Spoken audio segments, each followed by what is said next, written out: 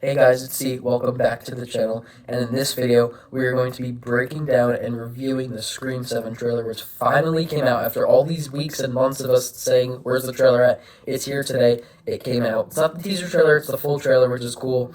So yeah, let's get into it because we have a lot to talk about. Now, we first open the trailer with Jimmy Tatro and Michelle Randolph's characters going to an Airbnb of Stu Macher's house from both Scream 1 and 5, and they get scared by a animatronic ghost face, but then the real animatronic comes, and obviously something happens with the ghost face and both of those characters. We get a really cool sequence when she's hanging from the chandelier and everything, and then she falls on the knife, so that whole thing is definitely the opening, but it's very creative and very, I really like the way they did that, so I'm excited to see that. And then we get some clips of Sidney getting called by the killer, who she probably thinks is a prank call, but then obviously we see that it's a little more serious in that we see Sidney outside. Obviously something happened in someone's house in Pine Grove, and it's getting more serious now. She realizes that this might not just be a prank, that it might be targeted towards her, and she knows with her daughter and everything that this would be the time to protect them. And then we're introduced to Tatum, who's Sidney's daughter, and some of her best friends probably.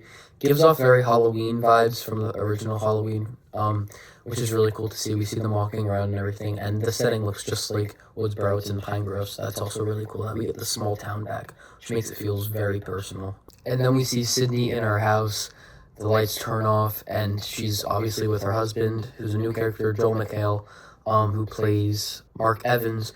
And then we see Ghostface climbing out of the attic down to Sidney's main floor, and this really cool chase scene between Ghostface, her daughter, and Sidney happen. They run into the panic room, as we can see, and Ghostface starts following them as they start crawling through the walls, and he just starts stabbing at them, which is absolutely crazy. That is just so scary, and but this is honestly a very cool scene, and I can't wait to see this whole sequence, how it plays out, because this is really creative. This hasn't been done before in Scream, and it just looks very intense to me, and I can't wait to see it.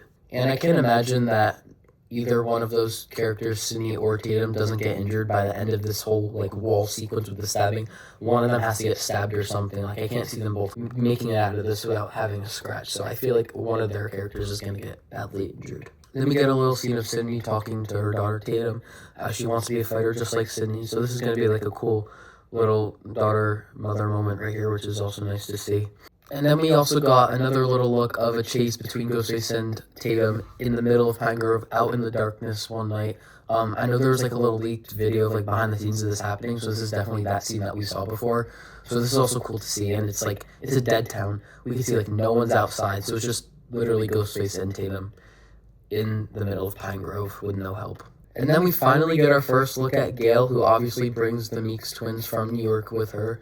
That's how they are introduced back into this movie as well. So it's nice to see Gale again with her red blazer, but I wish they showed her more in the trailer. I don't know why they didn't.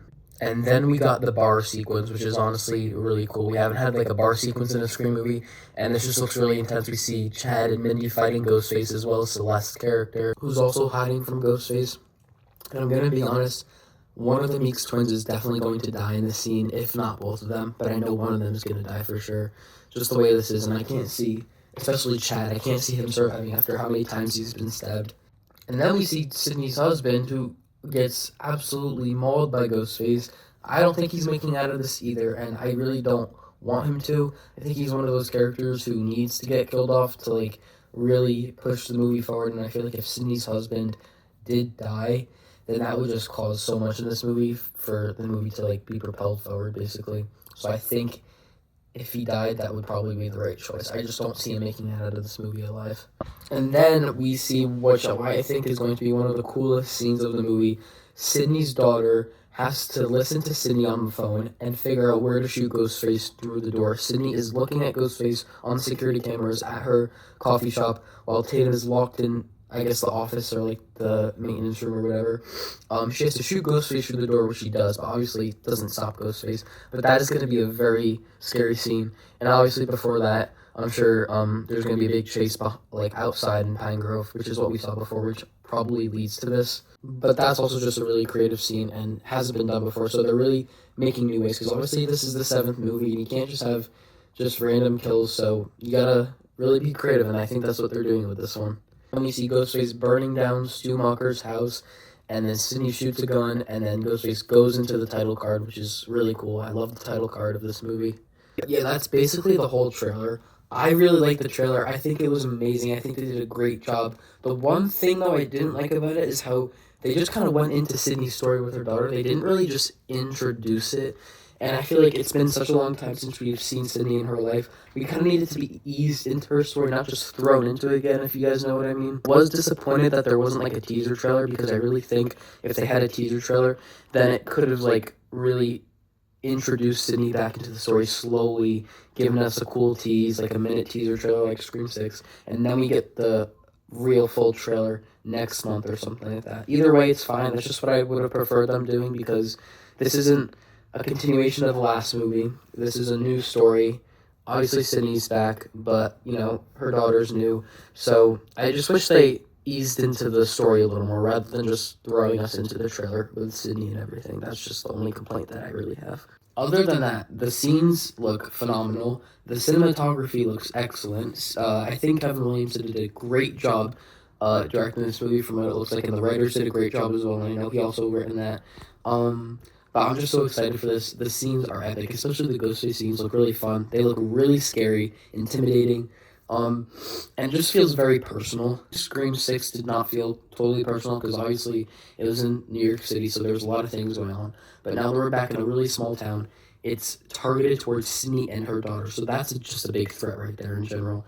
And to just see this happening and what's going on, it just feels so personal towards Sydney, that she has a big responsibility, that she has to keep her daughter and her family safe, which is going to be a really hard thing to do when Ghostface is coming at her again. Another thing I noticed is that they're really using this line, "I'm going to burn it all down." Whatever that means, it's important. Either the legacy of Sydney Prescott and her family, so he's just going to completely destroy everyone in her life.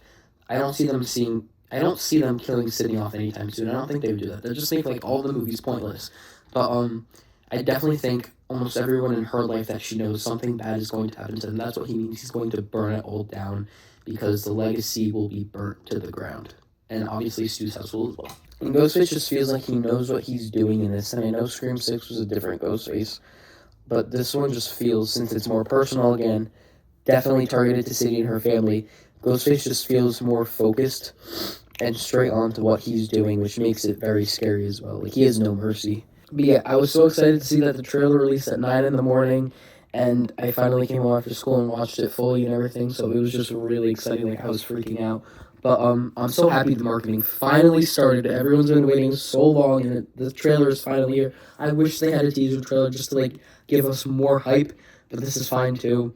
And the poster that they made, the official poster, is really cool. We could see Stu's house burning in the knife as well, so that's really cool. And obviously the motives and the reveal will make or break the movie.